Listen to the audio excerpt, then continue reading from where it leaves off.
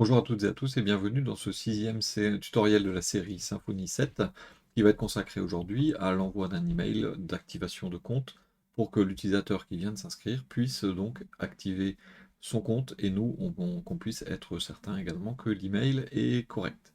Donc on retourne sur notre projet habituel et donc ce projet à l'heure actuelle ressemble à ceci et donc si on rajoute login par exemple dans l'URL, je vais retrouver mon formulaire, c'est ce qu'on a fait donc à la vidéo précédente.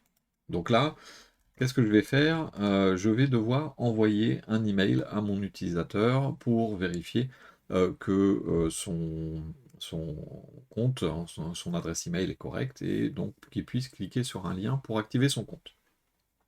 Première chose que je vais faire, je vais ajouter dans mon Docker Compose un nouveau service qui va être un intercepteur d'email pour que je puisse justement simuler une boîte mail et simuler l'envoi d'email. Donc ça c'est vraiment pour le mode dev. Et donc je vais créer ce nouveau service tout en bas de mon fichier Docker Compose. Ce service que je vais utiliser c'est Mailog. Je l'appelle Mailog et donc je vais aller chercher une image qui va être Mailog donc slash Mailog. Je vais désactiver le logging parce que le logging peut être très bavard en mettant une option driver à none. Donc ça c'est pour désactiver le logging. Et je vais juste lui attribuer des ports. Donc le premier port c'est le port 1025 que je vais rediriger vers le 1025. Ça c'est le SMTP. Donc c'est notre serveur. Et je vais avoir un autre port qui va être le 8025, que je vais rediriger vers le 8025. Et donc celui-là, c'est ma boîte mail. Donc c'est le webmail en fait. Donc à partir de là, il me suffit, donc je vais arrêter mon Docker. Je vais refaire un Docker Compose up-build. Il va automatiquement aller me récupérer les informations donc de Mailog. Alors, j'ai pas nommé mon conteneur d'ailleurs, tiens, au passage. Et donc, ça veut dire que maintenant, je vais avoir, si je vais sur l'adresse donc 127.001.8025, j'ai une boîte mail donc, qui s'appelle Mailog et donc sur laquelle je vais avoir mes mails qui vont apparaître. Donc c'est une fausse boîte mail, c'est de la simulation. Mais je dois commencer par là pour pouvoir justement intercepter les mails et vraiment travailler avec mon serveur mail.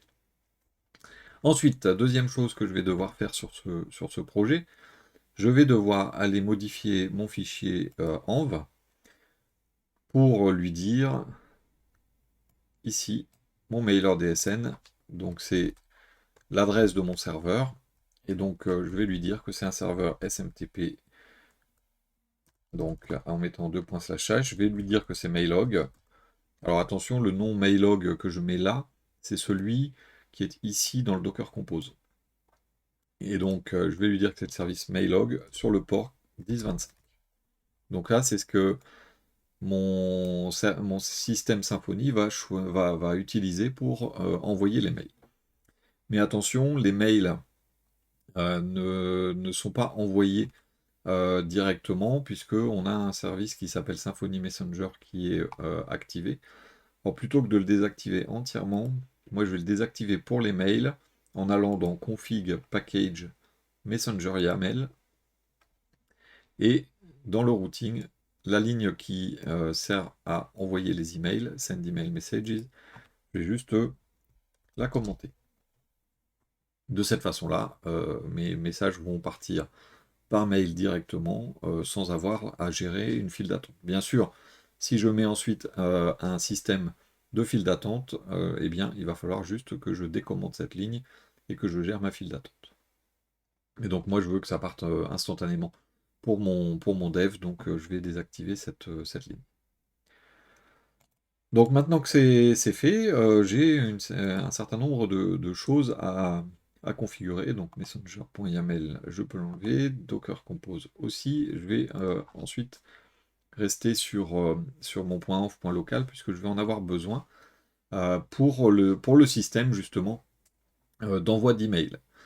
Quand je vais vouloir activer mon compte, je vais envoyer un token par email. Et donc, je vais utiliser le système des JSON Web Token. Donc, je vous invite à aller dans la description, regarder le lien vers l'explication, la vidéo explicative du JSON Web Token en PHP. Donc, je vais envoyer ce token. Donc, il faut... Pardon, excusez-moi. Donc, il faut que je mette en place une clé secrète. Donc, je vais la stocker dans mon fichier env, que je vais appeler JWT secrète. Et donc, je vais mettre ce que je veux. Hein, donc, je vais écrire au label brouette.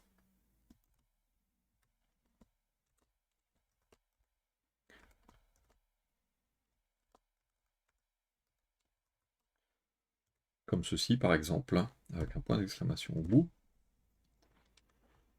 Et donc, à partir de là, cette clé va pouvoir me servir tout à l'heure pour encoder mes tokens, mes JWT. Une fois que ça c'est fait, donc mon fichier env.local, je pourrais le refermer, mais il faut que je puisse accéder à cette information, pardon, excusez-moi, à cette information depuis mes contrôleurs. Et donc, dans config service.yaml, je vais créer un paramètre qui va s'appeler par exemple app.secret ou en fait je mets le nom qui m'intéresse, mais j'ai pris l'habitude de toujours mettre app.quelque chose, et donc je vais mettre app. Et donc JWT secrète, qui est ni plus ni moins que cette information qui est là en ligne 43. Et donc, je vais lui dire que quand j'appellerai app.jwt secrète dans mes contrôleurs, il devra aller dans env, chercher jwt underscore secrète, comme ceci. Et donc là, ça va me permettre de faire un get parameter de app.jwt secrète dans mon fichier env. Ceci étant fait, je vais pouvoir maintenant passer à pardon, mon registration controller. Désolé, je tousse un petit peu aujourd'hui, c'est bizarre. Donc registration controller. Et donc c'est ici, il y a une ligne qui est ajoutée par le maker, do anything else you need here. Donc par exemple, envoyer un email. Mais pour envoyer mon email, il faut deux choses. Il va falloir que je génère le token. Puis, il va falloir envoyer l'email.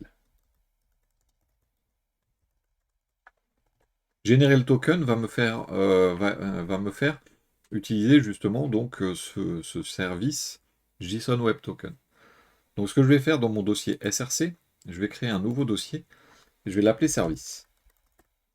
Dans ce dossier service, je vais créer donc mes différents services justement qui vont me servir. Et donc je vais commencer par créer, pour que vous voyez un petit peu comment ça fonctionne, send email service.php. Alors l'autre, en fait, je ne vais pas l'écrire entièrement, le JWT service.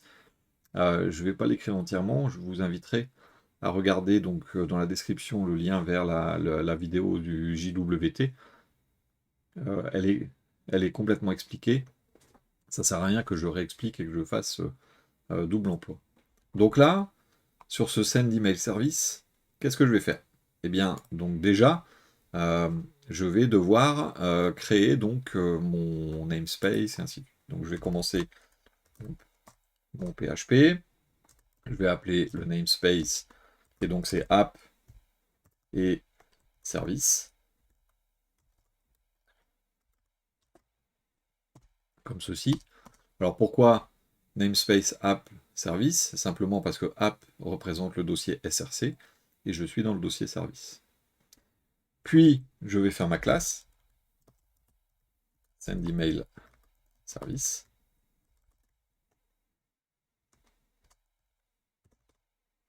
Et là, de quoi est-ce que je vais avoir besoin? Je vais avoir besoin de construire donc et d'aller chercher un outil qui s'appelle la mailer interface. Donc je vais utiliser dans mon constructeur, je vais lui ajouter donc private, puisque c'est une propriété donc que je vais laisser privée, mailer interface, et je vais l'appeler $mailer. Alors pour ceux qui ne sont pas au fait de cette syntaxe, c'est une syntaxe PHP 8 qui me permet de simplifier la création de mes constructeurs. Là, j'aurais dû mettre au-dessus private mailer interface $mailer, puis mailer interface $mailer dans mon constructeur, puis $thismailer égale $mailer en version PHP 7. En version PHP 8, je peux directement créer mon constructeur de cette façon. Maintenant, que fait mon mailer? Eh bien, il va, donc mon send email service, il va juste faire un send d'un email. Donc je vais créer une méthode que je vais appeler send. Et donc cette méthode va envoyer un email. Et elle va retourner rien du tout. Donc cette fonction, donc cette méthode send, qu'est-ce qu'elle fait? Eh bien, elle crée un email. Donc on crée le mail. Puis on envoie le mail.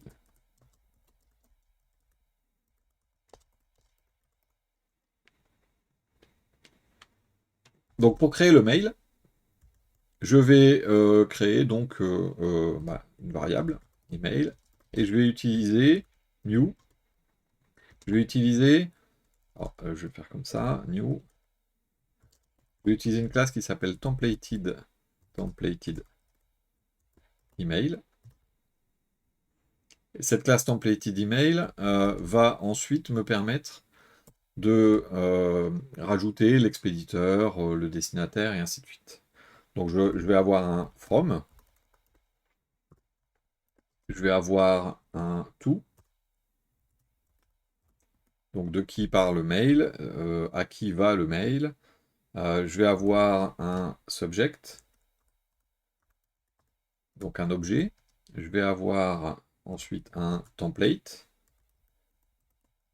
HTML template, et je vais avoir des variables qui vont être envoyées, comme le token par exemple, qu'on appelle le contexte. Et tout ça va me permettre de créer mon email. Sauf que mon from, il me faut savoir de qui ça part, tout à qui ça va, et ainsi de suite. Donc ça veut dire que à l'intérieur de mon send ici, je vais lui mettre un certain nombre de variables. Alors je vais aller à la ligne histoire de faire ça propre. Donc d'abord, je vais avoir le from, je vais avoir ensuite tout, je vais avoir ensuite hop, subject. Autant nommer les variables exactement comme les informations qui sont attendues. Je vais avoir un template. Et je vais avoir un contexte. Et un contexte, c'est un tableau, puisque c'est des données. Comme ceci. Donc le from, ce sera $from. Le to, ce sera $to. Subject, ce sera $subject. Template, donc ça, on y vient juste après. Et contexte, c'est $contexte. Et donc mon template. Mon template va attendre une chaîne de caractères qui va être l'emplacement de mon fichier twig. Donc on voit que c'est twig. Donc l'emplacement de mon fichier twig, pour l'instant, je n'ai pas de dossier pour mettre mes emails. Donc je vais créer un dossier pour les emails. Et je vais créer un fichier. Pour chaque email, je vais créer un fichier qui sera par exemple register.html.twig. Ça veut dire que là, il faudra que on aille chercher le fichier register.html.twig qui sera dans email. Donc dans mon template, qu'est-ce que je vais faire? Je vais faire le dossier email. Donc c'est le dossier dans lequel je suis ici. Puis je vais lui passer la variable. Je vais mettre des doubles quotes comme ça, je peux la passer directement. La variable $template, puis .html.twig. Et donc, ce qui me suffira de passer, c'est juste le nom du fichier. Register, par exemple, là, dans template, je mettrai register. Et à partir de là, j'aurai le fichier register.html.twig qui se trouve dans email. Et là, je passerai ça dans ces paramètres là. Qu'est-ce qu'on peut faire d'autre? Eh bien, ensuite, c'est envoyer le mail. Et donc, on va utiliser mailer. Donc, $this mailer. Et on va faire un send de email. Voilà. Et donc, j'ai mon send email service qui est créé. Donc, qu'est-ce que je vais pouvoir faire? Je vais pouvoir utiliser, en injectant send email service dans mes contrôleurs, je vais pouvoir utiliser le send directement, qui va me demander l'expéditeur, le destinataire, l'objet, le template et les données. Et ça va me créer automatiquement mon email, à condition bien sûr que le fichier Twig correspondant soit correct. Le deuxième service dont je vais avoir besoin, et c'est ce que je vous ai dit, je ne vais pas forcément approfondir la création de cet email, de ce service. C'est un fichier que je vais appeler jwtservice.php. Et à l'intérieur, je vais juste, alors là je le copie-colle, je vais juste créer donc les différentes méthodes. Une qui va générer le JSON Web Token, une autre qui va me permettre de vérifier si le token est valide, une qui va permettre de récupérer les données, une qui va permettre de récupérer le header, et ainsi de suite, hein, l'expiration, et le check donc pour vérifier si le token est cohérent. Donc, ce sont des méthodes que je vous invite à regarder dans la vidéo qui est en lien. Ce qu'il faut savoir, c'est pour le validity, 10 800, c'est 10 800 secondes, ça correspond à 3 heures. Donc, si je ne mets pas de validity, mes tokens seront valables 3 heures. Donc ça, ce sont mes services. Maintenant que j'ai fait mes services, je vais retourner dans mon contrôleur et je vais donc pouvoir regarder comment on va générer notre token. Un JSON Web Token, si vous ne connaissez pas, on peut aller sur jwt.io. Et donc jwt.io, un JSON Web Token, il y a un header qui donne l'algorithme et le type. Il y a le payload qui donne les données. Et il y a la signature. Donc la signature, c'est ce qui va permettre de vérifier que le JSON Web Token correspond bien à notre secret. À partir de là, qu'est-ce que je vais devoir faire? Je vais devoir créer donc mon header et mon payload. Donc dans mon code, ici, pour générer le token, eh bien, je vais devoir, dans un premier temps, créer mon header, puis mon payload. Donc le header, c'est un tableau que je vais appeler header. Et donc, mon tableau, c'est ni plus ni moins que ce qu'on vient de voir, type, qui correspond à JWT. Et le deuxième, c'est alg, qui correspond à HS256. Donc c'est bien ce qui est écrit ici, hein. Bon, c'est pas dans l'ordre, mais c'est bien ça. Donc ce header, c'est juste les informations de comment est structuré le token. Ensuite, je vais faire le payload. Dans le payload, moi, ce dont j'ai besoin uniquement, ça va être, donc je vais l'appeler payload, comme ça, ça va être uniquement, par exemple, user ID, et je vais lui mettre $user slash getID. Donc je mets l'ID de l'utilisateur. Alors bien sûr, je ne peux pas faire... j'aurais pas dû mettre un point virgule là, c'est ici. Je ne peux pas faire cette procédure tant que je n'ai pas persisté mon user, puisque quand je persiste et je flush mon user, je peux récupérer l'ID de l'utilisateur qui a été nouvellement créé. Puis, donc, on génère le token. Mais pour pouvoir générer le token, il me faut le JWT service. Et c'est là où, à l'intérieur de ma méthode ici, vous voyez, j'ai déjà plein de choses. Donc moi, je vais ajouter JWT service, que je vais appeler $JWT par exemple. Comme ça, maintenant, ici, je peux faire un $token égale $JWT flèche.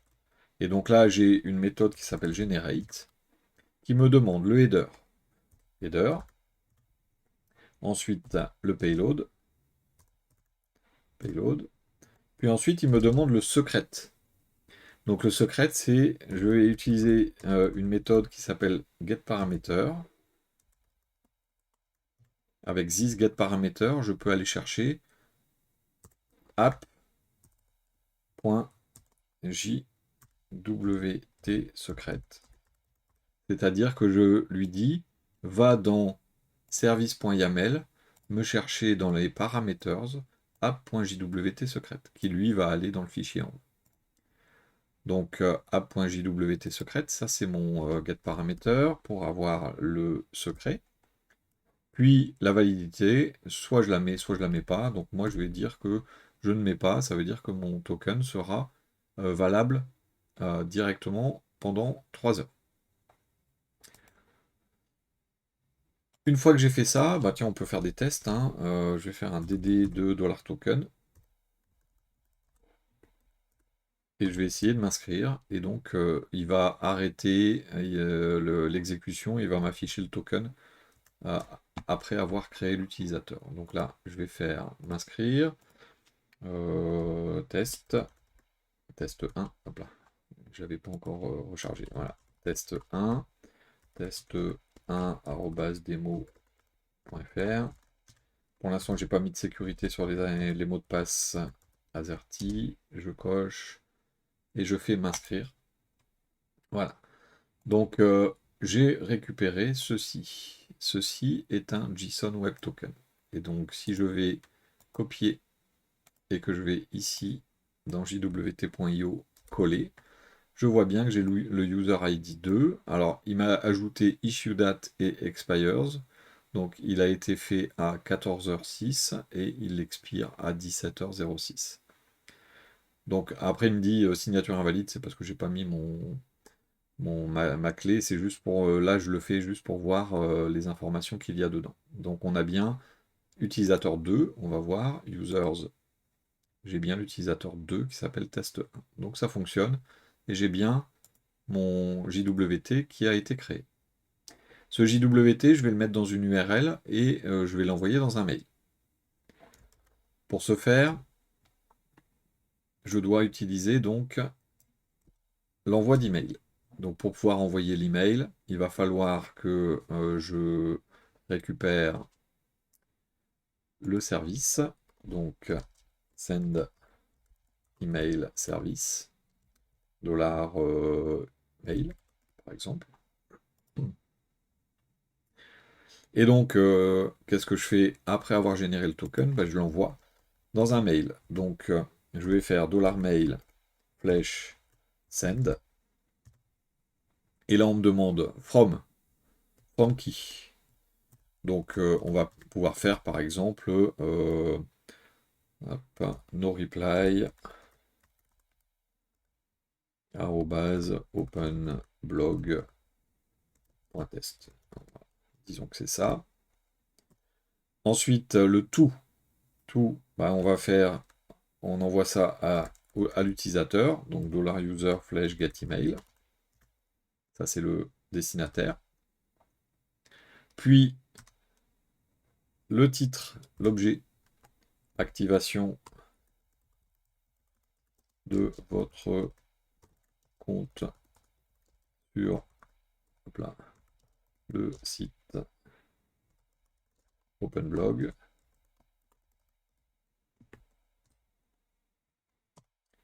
Le nom du template, donc nous, il s'appelle register.html.twig, donc je vais l'appeler register. Et ensuite, eh bien, pour le contexte, on va utiliser une méthode qui s'appelle compact, qui va compacter user et token. C'est équivalent, donc je vais mettre slash, hop là. C'est équivalent à user $user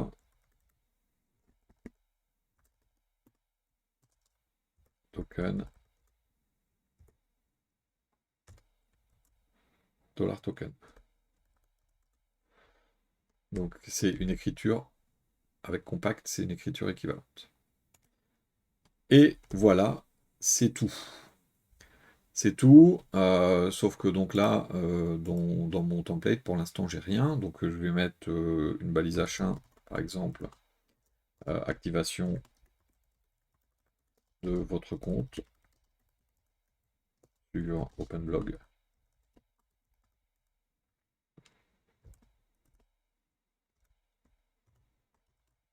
Et par exemple, une balise P pour activer votre compte sur OpenBlog. Alors je vais mettre un bonjour quand même. Hop. Bonjour. Et disons que on veut mettre le nom de la personne ou étant donné qu'on l'a, mettre son pseudo. Donc là, si on regarde dans l'entité users, son pseudo, je vais avoir nickname. Donc là, à l'intérieur, je vais mettre bonjour et je vais faire un écho avec une double accolade. Et je vais mettre user, c'est le nom que j'ai mis à ma variable, et nickname. Pour activer votre compte sur OpenBlog, cliquez sur le lien ci-dessous. Et donc je vais remettre une balise P. Là, je vais mettre une balise A. Donc on verra comment on va fonctionner. Et merci, tout simplement. Donc pour l'instant, j'ai pas mis le token dans un lien. Par contre, je vais l'afficher. Hop, token. Et on va regarder à quoi ça ressemble. Donc là, je reviens sur mon register. Nickname, test2. Email, test2 demo.fr. Aserti. Et j'envoie.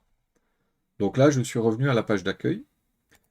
Pourquoi? Simplement parce que une fois qu'on a fait tout, on fait un return authenticated et puis derrière, donc une fois qu'on est authentifié, on revient à la page d'accueil.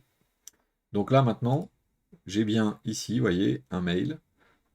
Donc activation de votre compte, c'est de noreply@openblog.test. Ça va à test2@demo.fr, j'ai le bonjour et ainsi de suite. Et pour l'instant, j'ai donc ce token qui est apparu. Et si je regarde le token, j'ai bien user ID 3 à l'intérieur.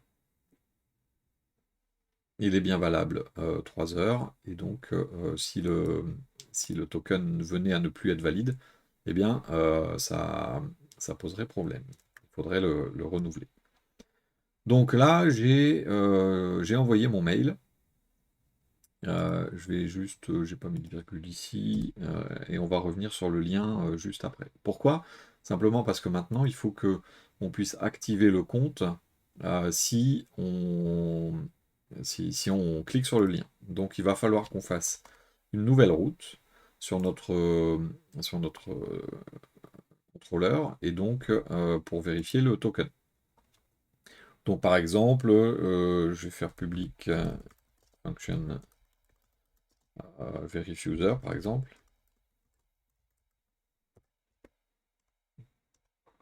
Donc il retournera une response. Hop, et voilà. Donc pour l'instant, elle n'envoie pas de response, c'est pour ça que c'est souligné. Donc là, je vais lui dire que c'est une route,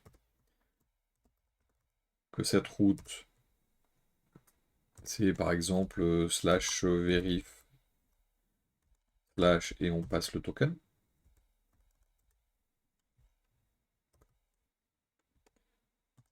Et name. Et ça sera verify user, par exemple. Donc là, de quoi j'ai besoin? Bah, j'ai besoin de mon token. J'ai besoin de quoi également? J'ai besoin de mon JWT service, parce que je vais devoir vérifier le token. Je vais avoir besoin également de mon users repository pour pouvoir demander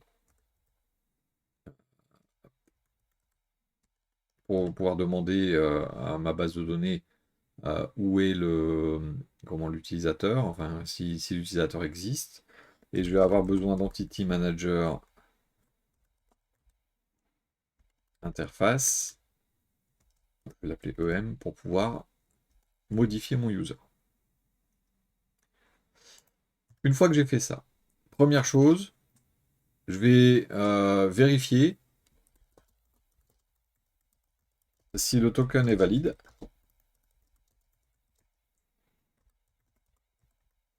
Et s'il est valide, c'est que cohérent, pas expiré et signature correcte. Cohérent, hein, c'est juste vérifier si il y a bien trois parties, si les caractères sont bons dedans, et ainsi de suite. Donc là, si je vais sur mon JWT service, hein, je vais repasser en revue. Donc j'ai isValid, donc correctement formé. Tiens, j'ai une ligne, voilà. J'ai le isExpired pour voir si il a expiré ou pas. Et j'ai le check pour vérifier la signature.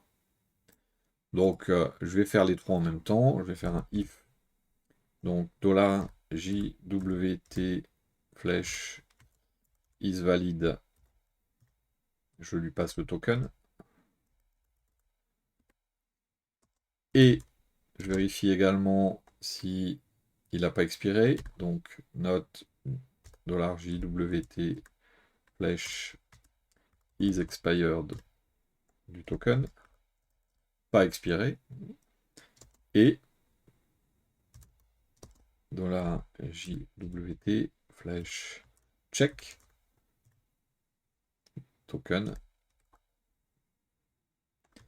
Et pour le token, enfin pour le check, je dois passer le secret quand même, parce que donc $this flèche get parameter, parce que le secret, il faut aller le chercher dans la configuration. Donc app.jwt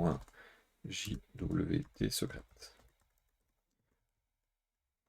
Donc quand on rentre dans le if, le token est valide. Donc valide, vraiment complètement valide. Donc ça, c'est la première chose. Donc le token est valide, qu'est-ce qu'on fait? On récupère les données. Et les données, c'est le payload. Donc, $payload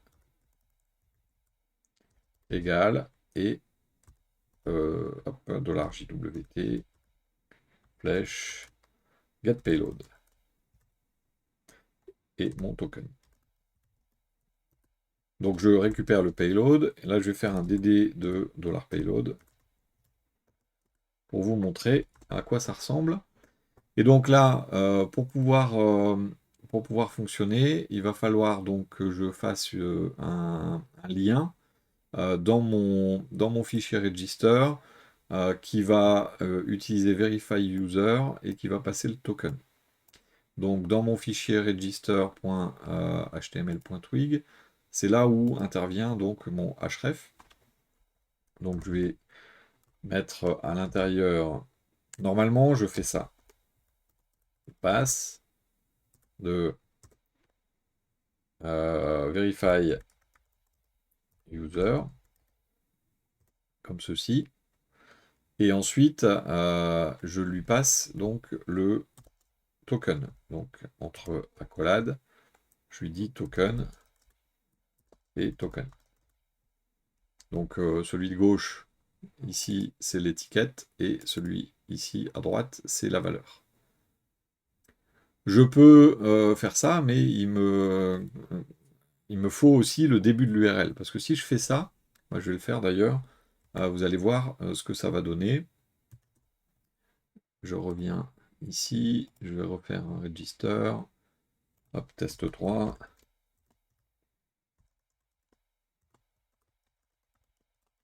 Voilà, AZERTY. Et donc, quand je vais dans mes logs, j'ai bien un deuxième mail. Et là, si on va sur la source, je vois que j'ai /verif. Problème, c'est que si j'ai juste /verif, j'ai pas le début de l'URL, je ne sais pas vers quel site je dois pointer. Imaginez, vous êtes dans votre boîte mail, elle ne sait pas de quel site il s'agit. Donc c'est pour ça que je dois mettre en plus une autre fonction qui s'appelle absolute_URL pour lui dire, attention, le pass qui est là, tu me génères son URL absolue, c'est-à-dire l'URL complète. Donc là, on va voir la différence, c'est-à-dire que là, je vais retourner vers un test 4.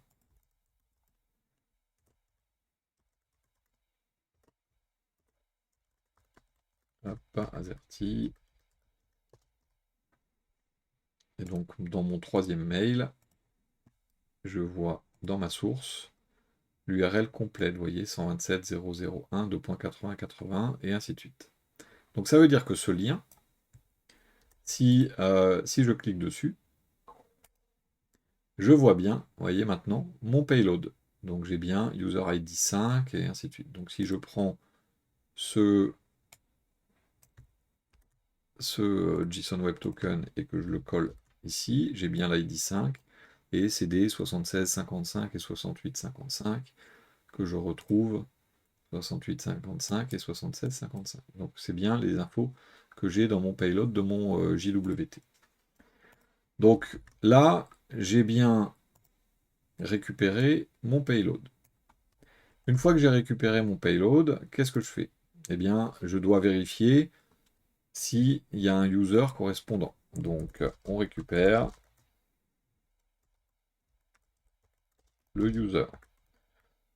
Et donc, je vais faire un user, $user égale, donc je vais utiliser user repository, et je vais faire un find, et avec mon find, je vais lui passer payload, crochet, user, ID. Pourquoi? Simplement parce que c'est ce que j'ai ici, user ID. Et donc je lui passe le user ID pour récupérer mon user. Maintenant que j'ai mon user, on vérifie qu'on a bien un user et qu'il n'est pas déjà activé. parce que ça sert à rien de l'activer s'il est déjà activé. Donc, je vais faire if $user, ça dit il y a un user, et note $user flèche is verified. Alors, pourquoi j'écris ça? Simplement parce que dans mon dans mon entité user, j'ai un getIsVerified qui a été renommé en isVerified. Donc isVerified renvoie un booléen qui est la valeur du isVerified justement. Donc si il est vérifié, il envoie true. Et moi je veux vérifier qu'il ne soit pas vérifié. Donc je mets un point d'exclamation devant pour dire qu'il n'est pas vérifié. Donc une fois qu'on a regardé ça, eh bien s'il existe et qu'il n'est pas vérifié, je vais faire un user set isVerified à true. Il est vérifié. Et dans mon entity manager, je fais un flush.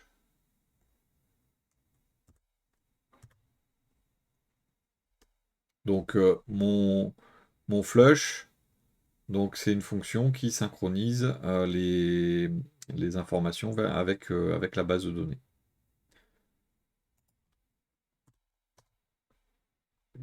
Si je fais ça, je vais vérifier tout de suite. Hop, dans mes users, j'ai bien test 4, le user 5, qui est à 0 au niveau du isVerified. Et si je réactualise ma page ici, bon, donc il dit que je ne retourne pas une bonne réponse, hein, c'est normal, j'ai pas fait de return encore, mais hop, j'ai bien un ici. Et donc si je réactualise, j'ai la même chose, mais donc je n'ai pas remodifié la valeur. Donc ça, c'est la première partie. Maintenant que ça c'est fait, je vais pouvoir éventuellement faire un message. Donc on a des messages flash, add flash. Je vais lui dire success, c'est bon. Et je vais lui dire utilisateur activé. Et ensuite, je vais faire un $10 redirect to root. Et je vais lui dire d'aller sur app main, par exemple. Avec un return devant, ce sera mieux. App main. Par contre, si jamais ça ne s'est pas bien produit, ou si jamais le token n'est pas bon, ou quoi que ce soit, je peux prendre toutes ces lignes-là et les mettre ici en bas. Donc là, je peux utiliser danger, le token est invalide ou a expiré. Et on redirige vers login, par exemple. Alors les flashs, vous allez voir, on ne va pas les afficher tout de suite, ils vont se cumuler, mais sur le principe, là maintenant, si j'actualise, voilà, donc il dit vous êtes déjà connecté, donc j'ai été renvoyé vers login.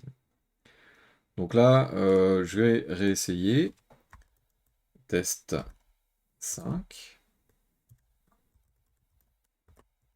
démo.fr, hop là, démo.fr, azerty, voilà, et donc je vais avoir un nouveau mail à test 5, on est bien sur le bon. J'ai mon lien, si j'ouvre mon lien, je reviens à la page d'accueil et je vais retrouver dans mes utilisateurs test 5 qui est à 1. Maintenant, si jamais il devait se passer quelque chose, donc là j'ai remis à 0, et par exemple je prends le lien, j'essaie de le coller, mais je modifie un caractère quelque part, T par exemple, voilà, hop, j'arrive sur le login. Mais j'ai pas le message qui s'affiche disant le token est invalide ou est expiré. Ça, c'est pour une raison assez simple, c'est que je n'ai pas demandé dans mon template, alors je vais le faire dans le fichier, dans le template de base, je n'ai pas demandé ici, avant mon bloc body, d'afficher les messages d'erreur, s'il y en a. Donc pour afficher ces messages d'erreur, c'est ce qu'on appelle des flash messages, et donc on peut faire une boucle avec un for, et donc c'est tous les messages, hop là, messages, et donc le in c'est app.flash, flashes, parce que les messages vont se cumuler. Donc après, je refais un for message in message. Et là, je pourrais faire par exemple une balise P avec uniquement message. Alors je vais mettre un pipe raw pour activer l'interprétation du HTML. On verra ça plus tard. Et donc là, j'affiche les messages flash. Et vous allez voir qu'ils vont tous s'afficher d'un coup. Tous ceux qui n'ont jamais été affichés. Hop, voilà. Le token est invalide ou expiré. Token est invalide ou expiré. Et puis il y a utilisateur activé. Donc pour l'instant, ce que je vais faire, voilà, je les ai effacés. Et on va faire un test 6. Test 6. Donc test 6 @demo.fr. Azerty. Donc là, je suis inscrit. Donc là, j'aurais pu mettre d'ailleurs un message. Je vais le faire d'ailleurs. Hop, registration controller. Donc ce add flash qui est là, j'aurais pu le mettre juste, juste ici. Donc hop, add flash, success, utilisateur inscrit. Veuillez cliquer sur le lien reçu pour confirmer votre adresse email. Voilà. Donc là, c'est pas encore le cas. Mais donc maintenant, si je vais dans les mails, que je clique sur test 6, tiens, j'ai mis texte 6, je clique sur le lien. Voilà, ça me dit bien utilisateur activé. Bon, si je réactualise ma page, j'ai plus l'alerte. Si je vais m'enregistrer test 7